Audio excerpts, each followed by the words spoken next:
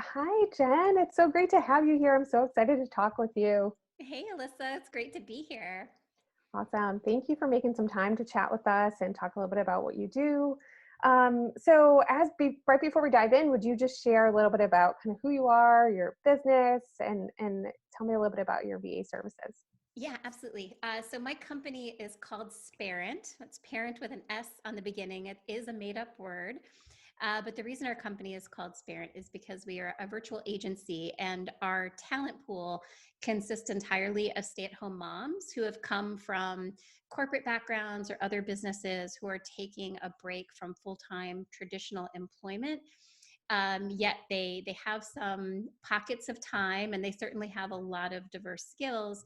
And so what we're able to do is give them a very flexible work environment so that they can still keep those skills fresh and be better prepared to transition back into the full-time employment situation if they'd like. In the meantime, our clients get to benefit from them having those skills and helping our clients grow their businesses by outsourcing things that are slowing that growth down. Mhm. That's awesome. I love that. Such a cool idea. I love when stuff too just kind of emerges organically from Yeah, a need. it was definitely like coffee shop napkin, writing ideas on the napkin. And from the point where we decided to do it, like coincidentally, we didn't plan this, but it took us 9 months to launch the business, which we didn't realize until we looked back upon it, but we thought it was very serendipitous, and Mhm. it gave us a sense that we were doing something right. That's kind of perfect, actually. I love Yeah, that. right. So to kind of take a step back, can you share with us a little bit about what a VA is, right? And just kind of what that really means, since a lot of our therapists and coaches, this will be the kind of the first time that they're really hearing about what a VA is or how they can help. Right. And if you don't know, please do not feel stupid. It's I live in Virginia, so the first time I saw the word VA, I thought Virginia, but it's an acronym that stands for Virtual Assistant. So this is somebody that will work for you virtually, meaning you're going to communicate with them via email or Zoom calls, text, that sort of phone, but you won't actually see them in person, and you are going to give them tasking for your business in order to get those things off your plate so you can concentrate on things that are more important to the growth and scalability of your company. So administrative tasks, social media marketing, blog writing, things like this, the things that you don't have to actually do yourself, you would delegate to a virtual assistant. That's great.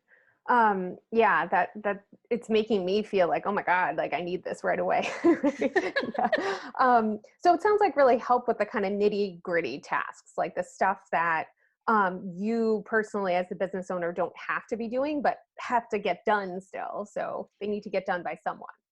Yeah, I've been a business owner since I was 19, and so I've had to learn over the years the hard way that there's a difference between working in your business and on your business. And as business owners, we tend to do everything ourselves. And in the beginning, you really have to, right? Because most of us are bootstrapping our businesses and we're growing them from the ground up. So we are, the bookkeeper and the accountant and the secretary and Mhm. the social media manager and the client success manager. We're the executive assistant to ourselves, and we actually can do all of those things, but we actually should not do all of those things. So just because you can doesn't mean you should. And at some point, we tend to see our clients at a point in their business where they have worked really hard to get overwhelmed, right? So they have grown their companies. They have great momentum, but now they're at a point where they're overwhelmed because growing anymore is going to mean less sleep, less time with their family, more stress. Yet they hesitate to delegate because that takes time too. Mhm. So sometimes you have to slow down to speed up. Um, and once you get through that process of actually bringing that help on, it has incredible long-term benefits. But but it is difficult. It's like a speed bump in your business road to actually get to that point. It's a good problem to have, actually, because it means that you've done something right, that you've gotten to a point where you need help. It doesn't mean that it makes it any easier to get comfortable with that Mhm. process.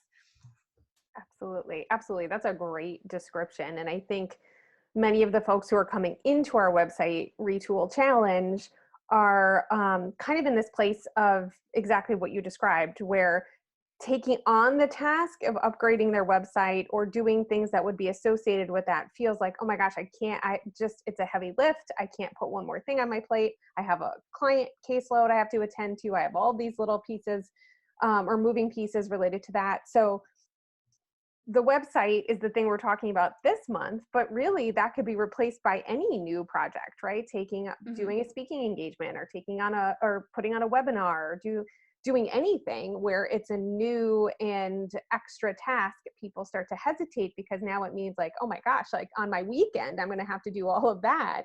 So I think you brought up some really wonderful points about how to really incorporate a VA into supporting those efforts.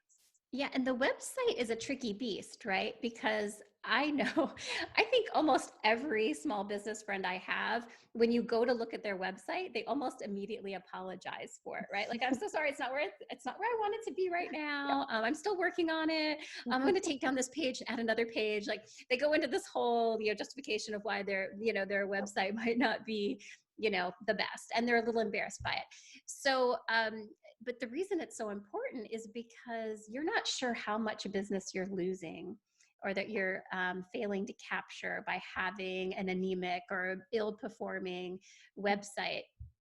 So yet it's time consuming to get it there. So you can use a virtual assistant to help you with website copy. Sometimes it's the design elements. Our VA is not a professional website designer. Mhm, mhm. Um, and I don't want to misrepresent what we can do, but we do have VAs that can work with WordPress templates and Squarespace templates and even Wix, and can help you get the content on there until maybe you can get to the point where you have a professional tweak it and get the design elements working even more for you. So yeah, it's super important to invest some time in getting that done. For sure, absolutely. And I know for those of us in the therapy and coaching field, right? Like we're selling like relationships. So people have to Hmm. also get this sense and feel of who you are, how you're different and stand out, the professionalism of your website, like all of that is this kind of dance that really needs to happen on there so that people feel comfortable reaching out to you. And that you're really conveying what you intend to convey, because sometimes we think we're conveying something and it's not coming across for sure. And the website is really your one piece of real estate, right? Mhm. It's the one thing that you own. You don't own your Facebook, you don't Yep. own your Twitter account or your Instagram account. Those are all other people's real estate. So the website is yours. So you really want it representing all of those things that you just mentioned, Alyssa, and you want it conveying all of those things as well. Absolutely. And maybe we can just step into a little bit more specifically around some tasks that a VA could take off the plate of a therapist or coach. Some of the ones, if I remember correctly, it's my quick memory test, is that they're able to kind of maybe put some content that was created onto a website in a basic way for some of the therapists or coaches. Um, you said some other things around just like administrative tasks that the therapist or coach might be doing. Sometimes we're also having our therapists and coaches when we're working them for the kind of prospecting business growth arm of things, although that's broader. We're having them kind of like pull emails off of websites to talk with referral partners or channel partners. Is that ever something that a VA could help with as well? Yeah, absolutely. We've done lead pages, that sort of thing, for our clients. We even get into, this is not so much website, email marketing and that sort of thing, but definitely, the maintenance part of the website, and maybe it's research for the blog writing, Mhm. all of these things sort of fall into the website category. Even, not website, marketing research Mhm. can be important for your website, even if it's just like seeing what other people, your competitors are talking about, seeing what other websites you might want to model that seem to be representing the types of things you want to represent. Even that type of research is important, particularly if you're handing it off at some point to a website designer. They will typically ask, well, what websites, are you attracted to give them at least a starting point of where to go from. Yeah, for sure. That's great. Those are really great examples. And um, I know so many folks would benefit from having that, right? From having that support. Yeah. So it's not that barrier to actually completing the action. Um, so would you tell us a little bit about how you match your client with a potential VA, how you go about that matchmaking process? Yeah, I think it's one of the more fun aspects of this job is I do feel like we're playing matchmaker quite a bit. Um, Obviously, we look at our clients' needs, like the sort of tasking that they need taken care of, and we make sure that we look at spirits that have the skills to easily, take care of those tasks for them. But we also look at personalities, right? Because this is somebody that our client needs to trust, and they need to be able to communicate with in a way that they're comfortable with. We have some really like laid back clients, and we have some that are less laid back. And so we look at those sort of factors. We have clients that want a really high degree of communication, where they want to call at a certain day or an email by a certain day every day. And so we have some spirits that are just they are like that by they're by nature. They're very like strict and methodical communicators, and they just would work really well with those types of clients. And then we have clients that are really kind of like not the opposite, like they're not micromanagers. They really just want to like they want you to just take care of it and bother them as little as possible. so That's so great. so we will match them with a spirit that is more attuned to those types of situations, because both parties are going to be happier if we make a good match between personalities. So yeah, that's For what we sure. do, because we have a talent pool to choose from. I think one of the benefits is if we make a wrong call, like if we don't make a good match, the client just has to come to us and say that, and we will switch it. There's no uncomfortable conversations for the client to have. They don't have to fire anybody. They don't have to do any of that. We will take care of that for them. Yeah, for sure. I Yeah. love that you guys do that and are so thoughtful about how you connect and pair people up, and that there is a pool to choose from, so that if you're needing more of this kind of help, you can work with that person. And then maybe if you end up needing a different type of help in the future, Yeah. you still can go back to the same place and kind of pull from the same pool. Yeah, exactly. We've definitely had that happen. Where our clients' business needs have changed over time, and so they've used more than one spirit, depending on those specifics. So, yeah, Mhm. that definitely happens. Yeah. Yeah, I love this. So is there anything else that you want to make sure that our group knows about kind of using a VA service? And then I'll kind of talk a little bit about how they win the raffle. Yeah, sure.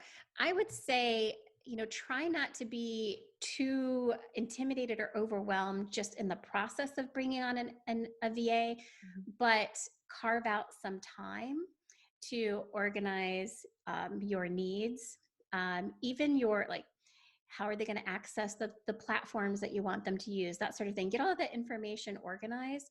And if you really are at a point where you just don't know where to start, I think there are three types of things that you do for your business. There are the things that only you can do, right? So maybe that's actually doing the speaking gig, or going on a podcast interview, or Mhm. doing a client discovery call, picking your referral and collaboration partners.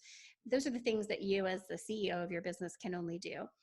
And then there are the things like accounting and bookkeeping, that sort of thing, maybe graphic design, the branding and graphic design for your business. Well, those are skilled things that you would outsource. So those get outsourced.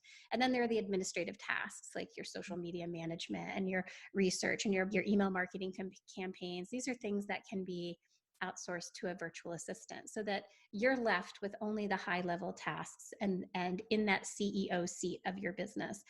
If you don't do that, eventually your business will hit a ceiling.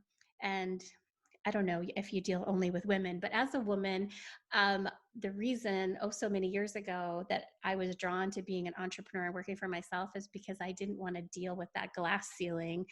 Back then, women didn't have a lot of CEO roles. You didn't see them as prominently in those types of positions as you do today. And even today, we're still lagging behind. So don't make your own glass ceiling by not being willing to take that step that you need to grow. That's such great advice. I love that. And even just kind of reflecting on that in my own business and thinking about, part of why I left work too, my full-time job, and to step into full-time entrepreneurship is like, I hated all of those little administrative, sort of not meaningful tasks that I felt like I had 90% of when I was working full time, and just 10% of stuff I liked, where I don't want to recreate that in my own business, right? Where I actually get to make the decisions around how much of that do I do. Of course, there's some level of it that's necessary, but do I have to be doing it? So really, what I also hear is being kind of intentional about how you build your practice, how you build what you're doing, and what you hold on to doing, and what you outsource. Yeah, absolutely. We have an exercise that we'll have clients go through where we divide those 3 types of tasks that they're doing. And when we get down to those admin tasks, those things that can be outsourced, we have them calculate how many hours they're spending on them and then multiply it by their hourly rate, like what their time is worth. Because a lot of times there's some resistance to, I really can't afford a VA. I can't afford help. But once you actually see the hard numbers and you start valuing your time, then you see actually on paper in hard numbers how much it's actually costing you. Yeah. So it's a good exercise to do. It is a good exercise to do. Now I'm like, I probably need to do that again, just to think about all of that. Well, they say, time is really the true non-renewable resource, right? You can always make more money, but you can't make more time. Yep. Well, having a virtual team or having help really sort of helps you manipulate time in a way and recapture time at least so that you have a little more control over it. So, and even if, obviously we're talking about my company Sparent and my experience with virtual assistants, but even, I'd love for you to use us, but use a virtual assistant, at least one, try it out. You don't have to commit to a lot. Most of our clients honestly start with 5 hours a month. They take baby steps because delegating is hard and it's a muscle that needs to sort of be worked out a little bit. None of our clients jump in unless they've already used virtual assistants before. It's rare that a client jumps in with 20 or 30 hours a month. So most of them start small, and we're happy to do that because what always happens, it's like, we're almost at 100% record of all of our clients increasing their hourly because once they get used to it and they get through that trust factor and their virtual assistant gets attuned to their business, well, then it's much easier. When a new idea or project comes up, it's much easier to make it a reality because they have somebody that they have on their team to help them make it happen. Yep, absolutely. And, in my role as a coach working with therapists and coaches, we're often talking about, not getting lost in all of the ideas, taking the ones you really want to take and creating kind of action plan to make them a reality. And many of the conversations around like, I don't have time to do this. It sounds amazing. And then you're talking yourself out of it, right? You're walking yourself back. When I often am putting on the table, like, how much of this stuff that you feel like you're drowning under can we get rid of? Can we either automate or outsource or move off of your plate so that you have the space to do these things, to grow and develop? So I love that. I love that. Yeah, I love that too. And the other thing I love about it, because I drink my own soup. No, I don't know, what's the saying where you eat my own bread. I use Sparents for my business. And the thing that I love about it is they're sort of the wizard behind my curtain, right? So they're there and they help make me look good. Mhm. Like I look much more efficient and organized than I really am, but it's all because I have some help. But but nobody sees that. But me. So it's kind of nice. It's like your own business entourage. Yeah, That's there to make you awesome. look good. Yeah. Yeah, for sure. Mhm. Well, thank you so much, Jen. I'm going to talk a little bit about how people can actually win these 2 hours of VA services, which we're super excited to raffle off. Yeah. And so excited to partner with you guys about. So on Thursday of this week, so Thursday is the 7th. I should have looked. Yes, Thursday is the 7th. Yes. Mhm. Um, so what I will do is I'm going to have an awesome post in the Facebook group Okay. where folks can watch our interview and comment on that post. In that thread, they can ask the amazing Jen questions about her company, questions about VA services, how it can be helpful to you. Hey, I have this thing I need help with. Is that something that you guys do, right? So ask your questions there. This is the place to ask your questions. And then only those folks who've asked questions on that thread will be entered to win 2 hours of VA services. So we'll be raffling off 2 hours of VA services with someone from Jen's company.